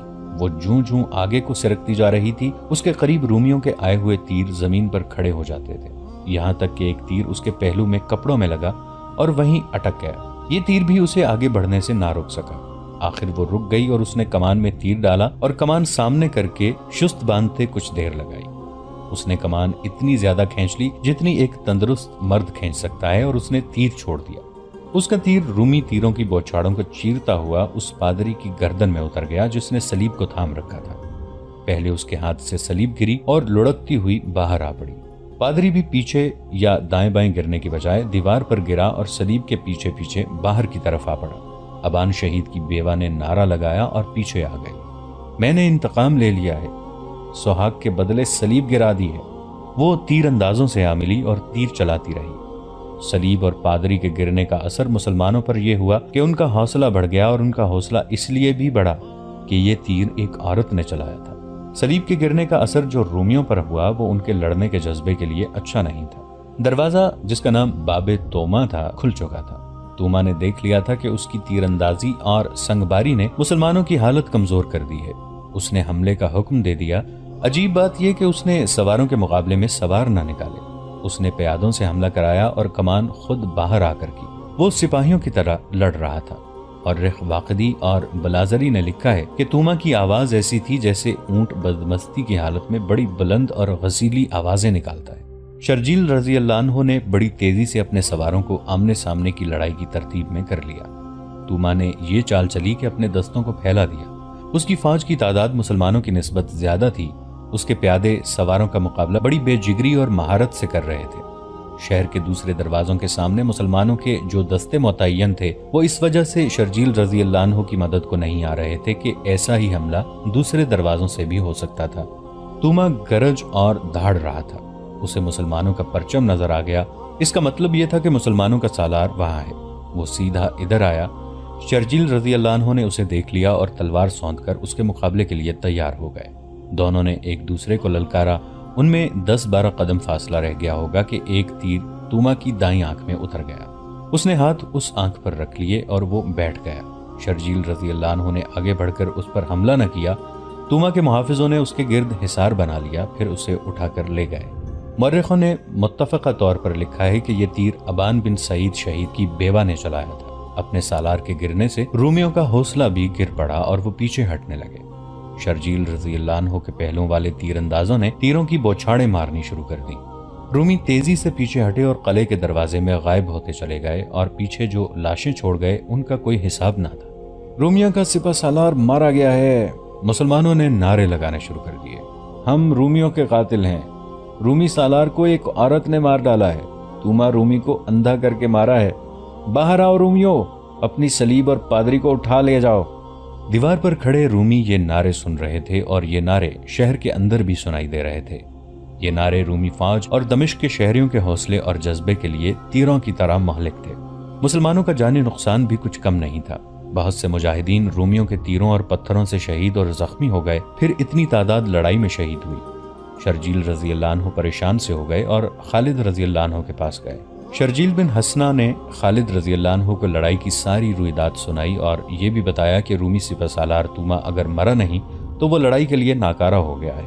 انہوں نے یہ بھی بتایا کہ ان کی کتنی نفری شہید اور کتنی زخمی ہوئی ہے۔ اگر رومیوں نے ایسا ہی ایک اور حملہ کیا تو شاید ہم روک نہ سکیں۔ شرجیل رضی اللہ عنہ نے خالد رضی اللہ عنہ سے کہا، مجھے کمک کی ضرورت ہے۔ حسنہ کے بیٹے خالد رضی اللہ عنہ نے کہا، ایسا حملہ کسی اور دروازے سے ہم میں سے کسی اور پر بھی ہو سکتا ہے، کسی بھی دستے کی نفری کم نہیں کی جا سکتی۔ ابن حسنہ، خدا کی قسم تو ہمت ہارنے والوں میں سے نہیں تھا، کیا اپنے اتنے زیادہ ساتھیوں کے خون نے تیرا حوصلہ کمزور کر دیا ہے؟ نہیں ابن الولی، شرجیل رضی اللہ عنہ نے کہا، اگر مجبوری ہے تو میں ایک آدمی کی بھی کمک نہیں مانگوں گا، میں تجھے تنہا نہیں چھوڑوں گا۔ خالد رضی اللہ عنہ نے کہا، تجھ پر حملہ ہوا تو ہم دیکھتے رہیں گے، اگر حملہ تیری برداشت سے باہر ہوا تو ضرار تیری مدد کو پہنچے گا، پھر بھی ضرورت پڑی تو میں بھی آ جاؤں گا۔ تیرے پاس جتنی بھی نفری رہ گئی ہے اسے تیار رکھ۔ رومیوں کے سالار کو اگر آنکھ میں تیر لگا ہے تو 1-2 دن رومی باہر آ کر حملہ نہیں کریں گے۔ خالد رضی اللہ عنہ کی رائے صحیح نہیں تھی۔ توما نے ایک معجزہ کر دکھایا تھا، وہ صحیح معنوں میں جنگجو تھا۔ چونکہ وہ شاہی خاندان کا فرد تھا اس لیے سلطنت روم کی جو محبت اس کے دل میں تھی وہ قدرتی تھی۔ بعد میں پتا چلا تھا کہ اس کی آنکھ میں تیر لگا تو اسے اٹھا کر اندر لے گئے۔ جراح نے دیکھا کہ تیر اتنا زیادہ نہیں اترا کہ توما کی ہلاکت کا باعث بن جائے۔ کھوپڑی کی ہڈی کو تیر نے مجروح نہیں کیا تھا، یہ صرف آنکھ میں اترا لیکن نکالا نہیں جا سکتا تھا۔ کاٹ دو اسے، توما نے جراح سے کہا، باقی اندر ہی رہنے دو اور اس آنکھ پر پٹی باندھ دو۔ दूसरी आंख पर पट्टी ना आए। मैं आज रात एक और हमला करूंगा। सालारे आली, जर्राह ने कहा, क्या कह रहे हैं आप लड़ाई के काबिल नहीं। इस एक आंख के बदले मुसलमानों की 1000 आंखें जाया करूंगा। तूमा ने कहा, मैं उन्हें सिर्फ शिकस्त नहीं दूंगा, मैं इनके वतन अरब तक इनका ताक़ुब करूंगा। मैं अपने काम को उस वक्त तक मुकम्मल नहीं समझूंगा जब इनके मुल्क को इस काबिल रहने दूं कि वहां सिर्फ जानवर रह जाएंगे। तूमा के ये अल्फाज मुतअद्दिद मौर्रिखों ने लिखे हैं और वाक़या तफसील से बयान किया है। इनमें यूरोपी तारीखदान हेनरी स्मिथ खास तौर पर काबिल जिक्र है। इन सब की तहरीरों के मुताबिक तूमा के हुक्म से जर्राह ने तीर आंख के करीब से काट दिया और ऊपर पट्टी कस कर बांध दी। ये जज्बे और अज़्म की पुख्तगी का करिश्मा था कि तूमा ने इतने शदीद जख्म को बर्दाश्त कर लिया और हुक्म दिया कि आज ही रात बाहर निकलकर मुसलमानों पर हमला किया जाएगा। इतनी ही फौज बाबे तूमा के सामने इकट्ठी की जाए जितनी मैं दिन के हमले में ले गया था। तूमा ने हुक्म दिया और उठ खड़ा हुआ। चलते चलते उसने शराब पी और हथियार बंद होकर बाहर निकल गया। उन रातों को चांद पूरा होता था, फजा साफ रहती थी, इसलिए चांदनी शफाफ होती थी। तूमा ने बड़ा अच्छा तरीका इख्तियार किया। उसने अपने तमाम दस्तों के कमांडरों को हुक्म दिया कि 3 और दरवाज़ों यानी बाब सगीर, बाब शर्क और बाब जाबिया से बाहर जाकर मुसलमानों पर इस तरह हमले करें कि अपने आप को लड़ाई में ज्यादा ना उलझाएं, बल्कि उन्हें अपने साथ लड़ाई में मसरूफ रखें। वो खुद बड़ा हमला बाब तूमा से कर रहा था। दूसरे दरवाजों से हमले कराने से उसका मतलब ये था कि शर्जील रज़ी अल्लाह अन्हु को किसी तरफ से मदद ना मिल सके। तुम्हारा दुश्मन इस वक्त हमले की तवक्को नहीं रखता होगा, तूमा ने अपने नायब सालारों से कहा। तुम उन्हें सोते में दबोच लोगे। तूमा की फौज 4 दरवाजों से बाहर निकली। वक्त आधी रात का था। चांदनी इतनी साफ थी कि अपने पराये को पहचाना जा सकता था। मुसलमानों पर 4 जगहों से हमले हुए। एक दरवाजे के सामने सालार अबू उबैदा रज़ी अल्लाह अन्हु थे, दूसरे के सामने यजीद बिन अबू सुफियान थे। अबू उबैदा ने रूमियों को जल्दी भगा दिया और रूमी किले में वापस चले गए। यजीद बिन अबू सुफियान की हालत कमजोर सी हो गई। रूमियों ने उन पर बड़ा ही शदीद हल्ला बोला था। यजीद ने मुकाबला तो किया, लेकिन रूमी उन पर हावी होते चले जा रहे थे। जर्रार रज़ी अल्लाह अन्हु बिन अल अज़वर मदद देने के काम पर मामूर थे। उन्हें पता चला कि यजीद को मदद की जरूरत है, तो 2000 सवार और प्यादा मुजाहिदीन के साथ यजीद के पास पहुंच गए। जर्रार रज़ी अल्लाह अन्हु की जिस्मानी हालत लड़ने के काबिल नहीं थी। उनके बाजू में तीर लगा था और जिस्म पर 2-3 और गहरे जख्म थे। फिर भी वो मैदान जंग में मौजूद थे और उनकी बर्छी पूरा काम कर रही थी। जर्रार ने अपनी और यजीद की फौज को मिलाकर हमले का हुक्म दिया। ये बड़ा ही शदीद हमला था। रूमियों पर ऐसा रोब तारी हुआ कि वो किले में वापस चले गए। उनकी लाशें और जख्मी पीछे रह गए। तीसरे दरवाजे के सामने राफे बिन उमैरा के दस्ते थे। उन पर भी रूमियों ने शदीद हमला किया और राफे के पांव काट दिए। मुसलमान बड़ी बेखौफी से लड़ रहे थे, लेकिन रूमियों का दबाव बड़ा सख्त था। इत्तेफाक से खालिद रज़ी अल्लाह अन्हु ने देख लिया और वो 400 सवारों को साथ लेकर राफे के पास पहुंचे। खालिद रज़ी अल्लाह अन्हु ने नारा लगाया, मैं खालिद इब्न अल वलीद हूँ। खालिद रज़ी अल्लाह अन्हु ने रूमियों पर सिर्फ 400 सवारों से हमला कर दिया। रूमी जो राफे के दस्तों पर गलबा पा रहे थे, पीछे को दौड़ पड़े और दरवाजे में दाखिल होकर दरवाजा बंद कर दिया। असल लड़ाई तो बाबे तूमा के सामने हो रही थी। तूमा ने खुद वहां हमला किया था। शर्जील रज़ी अल्लाह अन्हु की नफरी थोड़ी थी। मुजाहिदीन की तादाद कम रह गई थी और वो दिन की लड़ाई के थके हुए भी थे। शर्जील रज़ी अल्लाह अन्हु ने अब के भी पहलों के तीरंदाजों को इस्तेमाल किया। रूमी तीर खा खा कर गिरते थे, लेकिन हमले के लिए बढ़ते आ रहे थे। शर्जील रज़ी अल्लाह अन्हु ने दिन के हमले में तूमा की गरजदार आवाज सुनी थी।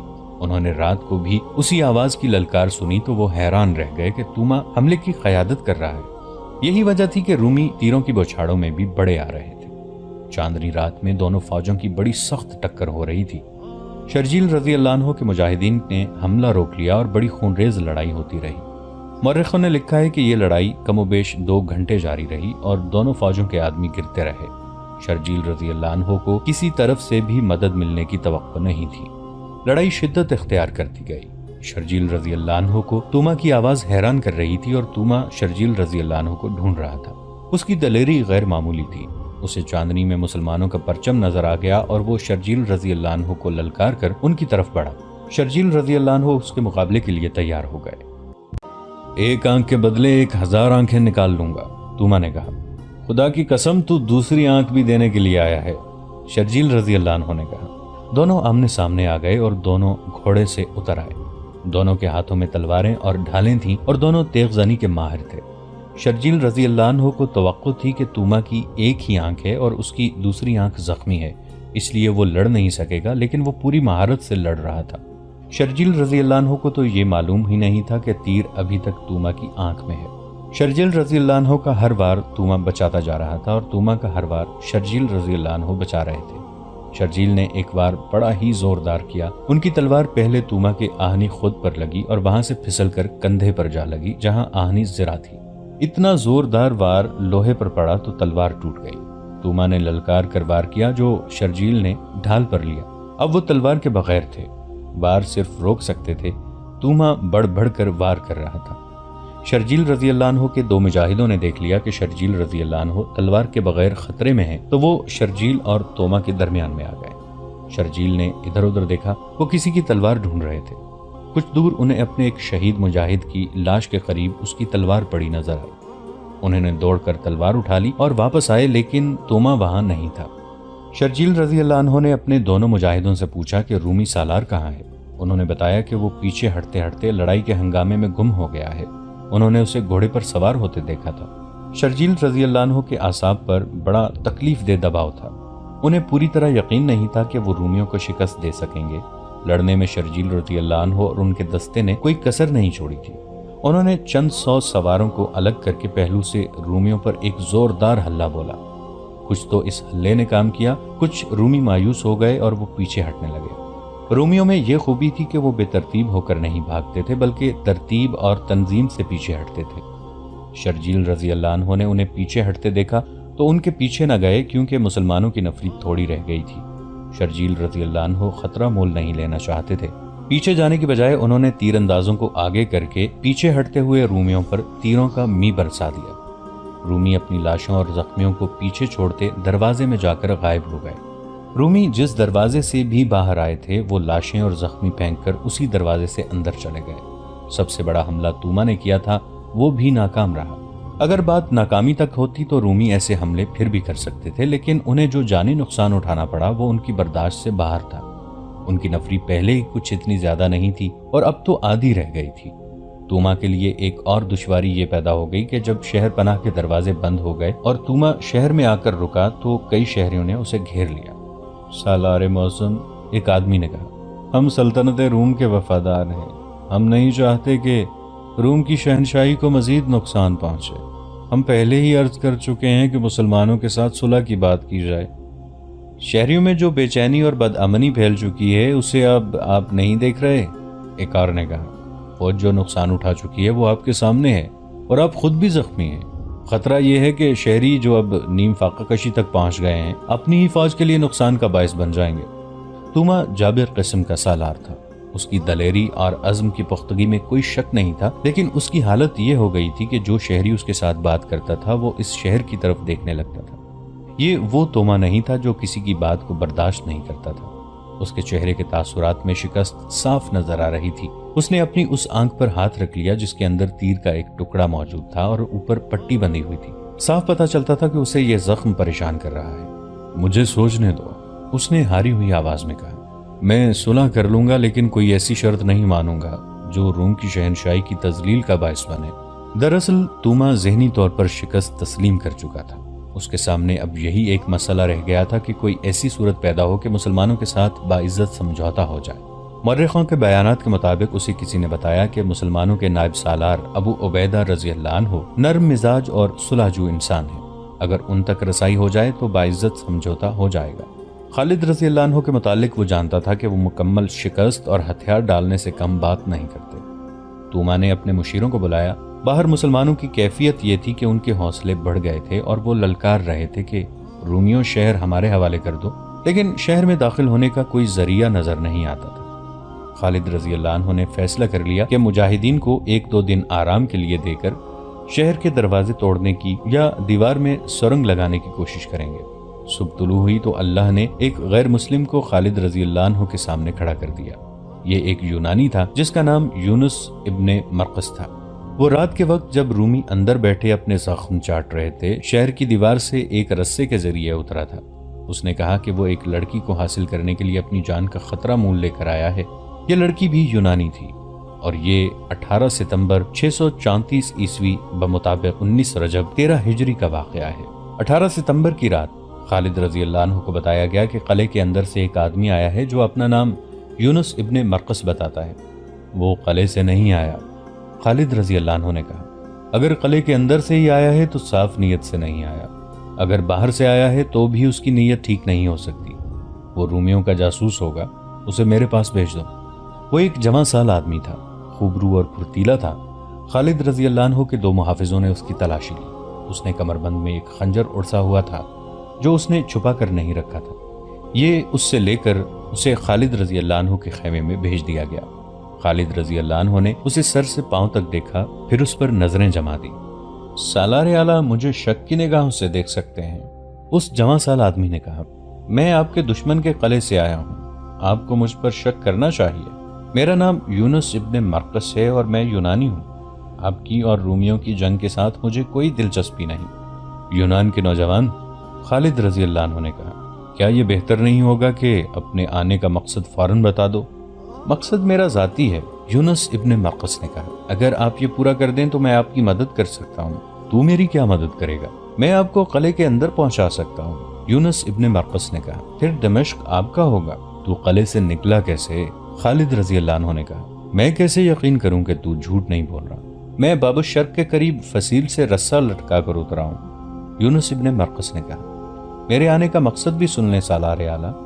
دمشق میں یونانیوں کے 3-4 خاندان آباد ہیں، ایک یونانی لڑکی کے ساتھ میری محبت ہے۔ میں آپ کو بتا نہیں سکتا کہ ہم دونوں ایک دوسرے کو کس طرح چاہتے ہیں۔ آپ کی فوج نے دمشق کا محاصرہ کیا تو اس سے تھوڑی ہی دیر پہلے اس لڑکی کے ساتھ میری شادی ہو گئی۔ اتنے میں شہر میں شور اٹھا کہ مسلمانوں نے شہر کا محاصرہ کر لیا ہے۔ لڑکی کے والدین نے لڑکی کو میرے حوالے کرنے سے انکار کر دیا، کہتے ہیں کہ محاصرہ ٹوٹ جانے کے بعد لڑکی کو میرے حوالے کریں گے۔ سالار اعلیٰ، میں محبت کے ہاتھوں اتنا مجبور ہوں کہ انتظار نہیں کر سکتا۔ دراصل لڑکی کی ماں کی نیت ٹھیک نہیں، وہ اپنی بیٹی کی شادی ایک بڑے ہی مالدار تاجر کے ساتھ کرنا چاہتی تھی، لیکن اس کی بیٹی نے میری محبت کی خاطر اسے مجبور کر دیا کہ اس کی شادی میرے ساتھ کر دے۔ آپ کی فوج نے شہر کو محاصرے میں لے لیا تو اسے بہانہ مل گیا۔ اس نے کہا کہ ہر کوئی شہر کے دفاع میں لگا ہوا ہے، اچھا نہیں لگتا کہ تم دونوں شادی کی تقریب مناؤ۔ لیکن میں کیا کر سکتا ہوں؟ خالد رضی اللہ عنہ نے کہا، کیا میں یہاں محبت کی داستانیں سننے آیا ہوں؟ تو وہ بات فوراً کیوں نہیں کہہ دیتا جو کہنے آیا ہے؟ اگر تو کسی اور نیت سے آیا ہے تو یہاں سے زندہ کس طرح جائے گا؟ ابن الولید، یونس ابن مرقس نے لے کر کہا، کون ہے جو تیرے خیمے میں بری نیت سے آنے کی جرت کر سکتا ہے؟ جس نے سلطنت روم جیسی عظیم اور جابر سلطنت کو بنیادوں تک ہلا ڈالا ہے، اسے مجھ جیسے معمولی آدمی سے نہیں ڈرنا چاہیے۔ اور یہ بھی سوچ کہ میں رومی نہیں، یونانی ہوں، مجھے صرف اپنی بیوی چاہیے اور تجھے دمشق چاہیے۔ راز کی بات یہ ہے کہ 3-4 دن لڑائی نہیں ہوگی۔ کیوں نہیں ہوگی؟ دمشق کا سالار توما زخمی ہے، یونس ابن مرقس نے جواب دیا۔ لیکن لڑائی نہ ہونے کی وجہ یہ نہیں، ایک وجہ یہ بھی ہے کہ شہر کے لوگ سالار توما کے پیچھے پڑے ہوئے ہیں کہ وہ مسلمانوں کے ساتھ جنگ بندی اور صلح کی بات کرے۔ شہر میں اناج کی قلت قحط کی حد تک پہنچ گئی ہے، اور سب سے بڑی وجہ لڑائی نہ ہونے کی یہ ہے کہ کل رات دمشق کے لوگوں کا ایک جشن ہے جس میں روم کی فوج بھی شریک ہوگی، کسی کو کسی کی ہوش نہیں ہوگی۔ میں آپ کی یہ مدد کروں گا کہ فصیل پر کمند پھینکنے کی موزوں جگہ بتا دوں گا۔ آپ کے چند ایک آدمی فصیل پر چڑھائیں اور اندر سے ایک دروازہ کھول دیں، پھر آپ کی فوج شہر میں داخل ہو جائے گی۔ بعض مورخوں نے لکھا ہے کہ اہل دمشق اپنا کوئی سالانہ جشن منا رہے تھے۔ ایسے جشن میں وہ اتنی زیادہ شراب پیتے اور رنگ رنگلیوں میں ایسے مگن ہوتے تھے کہ انہیں اپنے پرائی کی ہوش نہیں رہتی تھی، اور فوج بھی اس میں شریک ہوتی تھی۔ لیکن اب ایسے محاصرے کی حالت میں دمشق والوں کا ایسا جشن منانا کہ وہ اپنے ہوش و حواس بھی کھو بیٹھیں، قابل یقین نہیں لگتا تھا۔ دمشق کے اندر کی حالت بیان کی جا چکی ہے، وہاں تو قحط اور خوف و ہراس کی کیفیت تھی۔ روم کی فوج کی بے شمار نفری ماری جا چکی تھی، لاشیں گل سڑ رہی تھیں اور زخمی اندر کراہ رہے تھے۔ ان حالات میں جشن کو تسلیم نہیں کیا جا سکتا۔ ایک یورپی مورخ ہنری سمتھ نے اس واقعے کو جس طرح بیان کیا ہے وہ حقیقی لگتا ہے۔ اس نے شام سے رومیوں کی پسپائی کے بیان میں لکھا ہے کہ دمشق کے محاصرے میں رومیوں کی حالت اتنی بری ہو گئی تھی کہ وہ ہتھیار ڈالنے پر آ گئے تھے۔ ان کے مذہبی پیشواؤں نے رومی سالار توما سے کہا تھا کہ ان سے خدا ناراض ہے۔ خدا کو راضی کرنے کے لیے مذہبی قسم کے جشن کا اہتمام کیا گیا تھا۔ دمشق میں دوسرے عقیدوں کے لوگ بھی تھے جو اپنے انداز سے مذہبی تقریب منعقد کر رہے تھے۔ چونکہ یہ مذہب کا اور فتح کے لیے دعا کا معاملہ تھا، اس لیے اس میں ہر کسی کی شرکت لازمی تھی۔ فوج کو بھی اس میں شامل ہونا تھا۔ اس یورپی مورخ نے یہ بھی لکھا ہے کہ ایسا کوئی خطرہ نہیں تھا کہ مسلمان قلعے پر چڑھائی کر دیں گے۔ یہ کوئی آسان کام نہیں تھا۔ مسلمانوں کی اپنی حالت ایسی مضبوط نہیں رہی تھی کہ وہ حلہ بول دیتے۔ یہ تو خالد رضی اللہ عنہ کا عزم تھا اور انہیں اپنے تمام سالاروں کا بھرپور تعاون حاصل تھا کہ دمشق کو چند دنوں میں سر کرنا ہے۔ یونس ابن مرقس کے متعلق تمام مورخ متفق ہیں۔ انہوں نے خالد رضی اللہ عنہ کو قائل کر لیا کہ انہیں قلعے میں داخل کر دے گا اور اس کے عوض وہ صرف یہ چاہتا ہے کہ اس کی بیوی اسے دلا دی جائے۔ خالد رضی اللہ عنہ نے اس یونانی پر اعتبار کر لیا اور اسے سب سے پہلے اسلام کی دعوت دی۔ میں نے اسلام کے متعلق بہت کچھ سنا ہے، یونس بن مرقس نے کہا، لیکن مجھے کوئی بتانے والا نہیں تھا اور میرا ہاتھ تھامنے والا کوئی نہ تھا۔ مجھے اپنے پاس رکھیں، میں اسلام قبول کرتا ہوں۔ کیا مجھے اپنا نام بدلنا پڑے گا؟ نہیں، خالد رضی اللہ عنہ نے کہا، تمہارا نام پہلے ہی اسلامی ہے۔ خالد رضی اللہ عنہ نے اسے مسلمان کر لیا اور اس سے پوچھنے لگے کہ کمند کہاں اور کس طرح لگائی جائے اور اندر دروازے کی حفاظت کا کیا انتظام ہے۔ یونس ابن مرقس نے انہیں پوری تفصیل سے سب کچھ بتایا۔ یونس ابن مرقس کو اتنا ہی معلوم تھا کہ 2-3 دن لڑائی نہیں ہوگی اور کل رات لوگ ایک تقریب یا جشن منائیں گے۔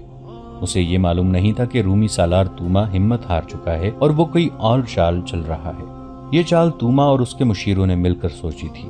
جس طرح مسلمانوں کے پاس اسی علاقے کے جاسوس موجود تھے، اسی طرح رومیوں کے پاس ایسے جاسوس موجود تھے جو خالد رضی اللہ عنہ اور ان کے تمام سالاروں کے کردار اور عادات کے متعلق پوری واقفیت رکھتے تھے۔ یہ عرب کے عیسائی تھے اور مکہ، مدینہ اور انہی علاقوں کے رہنے والے یہودی بھی تھے۔ یہ سب صرف جاسوس ہی نہیں تھے بلکہ ان میں سے 2-4 توما کے مشیر بھی بنے ہوئے تھے۔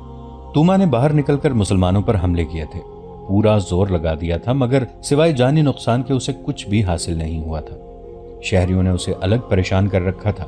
شہر میں خوراک ختم تھی اور اس کی اپنی حالت یہ تھی کہ ایک تیر کا اگلا حصہ اس کی آنکھ میں اترا ہوا تھا اور اوپر پٹی بندھی ہوئی تھی۔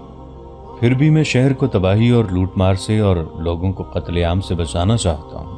توما نے اپنے سالاروں اور مشیروں کو بلا کر انہیں اپنی صورتحال بتائی اور کہا، ہم اب لڑ نہیں سکتے، مسلمان آسانی سے اندر نہیں آ سکتے، لیکن اناج اور رسد کا جو حال ہے وہ تم سب جانتے ہو۔ مسلمانوں نے صرف محاصرہ ہی جاری رکھا تو لوگ بھوک سے مرنے لگ جائیں گے اور وہ بغاوت بھی کر سکتے ہیں۔ ایک مشیر نے کہا، بغاوت کریں یا نہ کریں؟ توما نے کہا، یہ میرا فرض ہے کہ انہیں ہر تکلیف سے بچائے رکھوں۔ مجھے تمہارے مشوروں کی ضرورت ہے۔ کیا کوئی ایسی صورت ہو سکتی ہے کہ ہم شہر خالی کرنا چاہیں تو مسلمان ہمیں اجازت دے دیں اور ہمیں کوئی نقصان نہ اٹھانا پڑے؟ خالد بن ولید بڑا جابر سالار ہے، ایک یہودی مشیر نے کہا، وہ ہمیں پرامن طریقے سے نہیں نکلنے دے گا۔ اس کی فوج کا جو نقصان ہو چکا ہے وہ کبھی نہیں بخشے گا، ہمیں کہے گا کہ اسلام قبول کرو۔ یہ میں کبھی نہیں کروں گا، توما نے کہا۔ اگر آپ نہیں کریں گے تو آپ سے اتنا تاوان مانگے گا جو آپ اپنے خزانے کے علاوہ لوگوں کے گھروں سے اکٹھا کریں تو بھی مشکل سے پورا ہوگا، یہودی مشیر نے کہا۔ توما گہری سوچ میں پڑ گیا۔ ان میں کوئی ایسا سالار ہے جو نرم مزاج ہو؟ اس نے پوچھا۔ ابو عبیدہ، یہودی نے جواب دیا، بڑا ہی قابل، بڑا ہی دلیر سالار ہے، مگر رحم دل ہے۔ اپنی فوج میں اس کی کیا حیثیت ہے؟ ابن الولید کے بعد حیثیت ابو عبیدہ کی ہے، دوسرے یہودی نے کہا۔ ان کی خلافت میں جو قدر و منزلت ابو عبیدہ کی ہے وہ ابن الولید کی نہیں۔ ابن الولید کا درجہ اس کے بعد کا ہے۔ تمام مسلمان خود خلیفہ اور ابن الولید ابو عبیدہ کا احترام کرتے ہیں۔ یہاں سے توما کے دماغ میں ایک فریب کاری آ گئی۔ یہودی اور عیسائی عرب مشیروں اور دانشوروں نے اس کی رہنمائی اور مدد کی اور ایک منصوبہ تیار ہو گیا جو مختصراً اس طرح تھا کہ توما ابو عبیدہ رضی اللہ عنہ کے آگے اس شرط پر ہتھیار ڈالے گا کہ اسے اس کی فوج اور شہر کے ہر اس باشندے کو جو شہر چھوڑ کر جانا چاہے، اسے اس کے مال و اسباب، عورتوں اور بچوں سمیت نکل جانے دیا جائے۔ شہر میں لوٹ مار نہ ہو۔ توما نے یہ فیصلہ کر لیا تھا کہ وہ جزیہ ادا کرے گا۔ یہ بھی طے پایا کہ خالد رضی اللہ عنہ کو قبل از وقت پتہ نہ چلے۔ یہ منصوبہ اس بنیاد پر بنایا گیا تھا کہ ابو عبیدہ رضی اللہ عنہ شہر کے اس دروازے یعنی باب جابیہ کے سامنے اپنے دستوں کے ساتھ تھے جو اس دروازے یعنی باب شرق کے بالمقابل تھا۔ دونوں دروازوں کے درمیان پورا شہر حائل تھا اور فاصلہ 1 میل سے کچھ زیادہ تھا۔ توما آسانی سے اپنے ایلچی ابو عبیدہ کے پاس بھیج سکتا تھا۔ توما نے یہ کانفرنس اس رات سے 2-3 راتیں پہلے منعقد کی تھی جس رات یونس ابن المرقس خالد رضی اللہ عنہ کے پاس گیا تھا۔ اگلی رات کا واقعہ ہے۔ خالد رضی اللہ عنہ قیقاع اور ایک بڑے بہادر مجاہد اور بن عدی شہر پناہ کے دروازے باب مشرق سے کچھ دور کھڑے تھے۔ ان کے ہاتھوں میں رسے تھے، دیوار کے ساتھ لگے 100 مجاہدین کھڑے تھے۔ یہ سارے لشکر میں سے چنے ہوئے نڈر اور ذہین مجاہدین تھے۔ یونس ابن مرقس خالد رضی اللہ عنہ کے ساتھ تھا۔ اس نے خالد رضی اللہ عنہ کو یہ جگہ بتائی، وہ رسے کے ذریعے یہیں سے اترا تھا۔ خالد رضی اللہ عنہ اپنی زندگی کا بہت بڑا خطرہ مول لے رہے تھے، وہ سپہ سالار تھے، انہیں اوپر نہیں جانا چاہیے تھا، پکڑے جانے کا امکان تھا، مارے جانے کا خطرہ تھا، لیکن اس خطرے میں وہ کسی اور کو نہیں ڈالنا چاہتے تھے۔ انہیں اعتماد تھا کہ ان کے نہ ہونے سے مجاہدین میں بددلی نہیں پھیلے گی اور ابو عبیدہ رضی اللہ عنہ ان کی جگہ لے لیں گے۔ یہ فیصلہ پہلے ہی ہو چکا تھا کہ خالد رضی اللہ عنہ کی غیر حاضری میں سالار اعلیٰ ابو عبیدہ رضی اللہ عنہ ہوں گے۔ خالد رضی اللہ عنہ نے اپنے ہاتھ سے کمند اوپر پھینکی، دیوار کی بلندی 13-14 گز تھی، کمند دیوار کے اوپر اٹک گئی۔ انہوں نے کچھ دیر انتظار کیا، دیوار پر کوئی حرکت نہ ہوئی، جس کا مطلب یہ تھا کہ اوپر کوئی نہیں ہے، اگر کوئی تھا بھی تو اسے پتہ نہیں چلا کہ دیوار پر کمند پھینکی جا چکی ہے۔ خالد رضی اللہ عنہ نے اپنے آپ کو مزید خطرے میں یوں ڈالا کہ سب سے پہلے خود کمند کے ذریعے اوپر گئے، ان کے پیچھے قیقاع اور مزعور اوپر گئے، اوپر کوئی بھی نہیں تھا۔ دیوار کا یہ حصہ شہر سے کچھ دور تھا، شہر کی آوازوں سے پتہ چلتا تھا کہ لوگ جاگ رہے ہیں اور کسی تقریب میں مصروف ہیں۔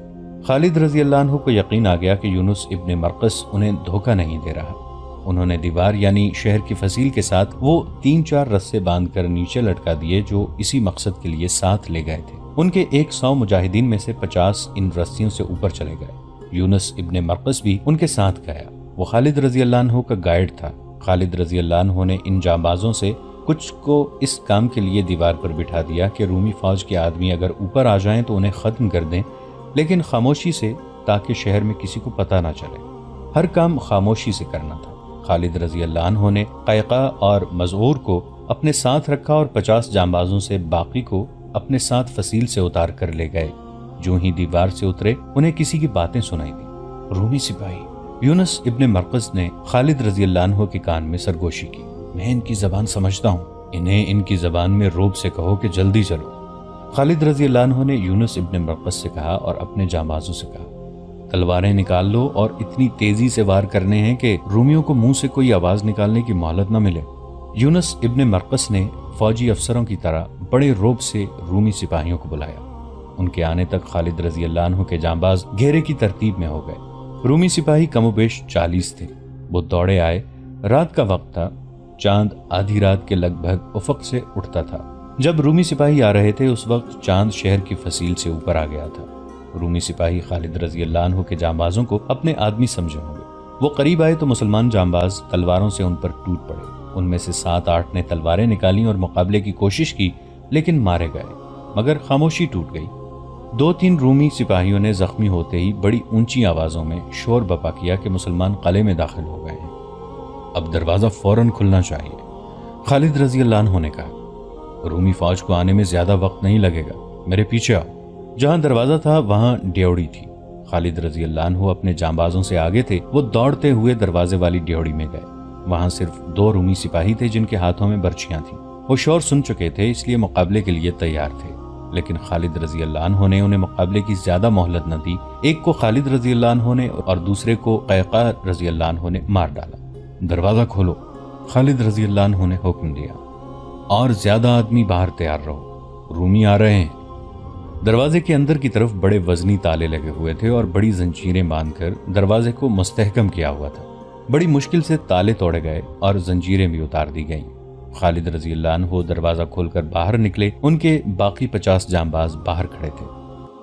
جی دوستو، تو آپ نے دیکھی آج یہ بہت ہی خوبصورت سی ویڈیو اور آپ کو پسند آئی ہوگی، اور سبسکرائب کرنا نہ بھولیں۔ ملتے ہیں نیکسٹ ویڈیو میں، تب تک مجھے اجازت دیجیے، اللہ حافظ۔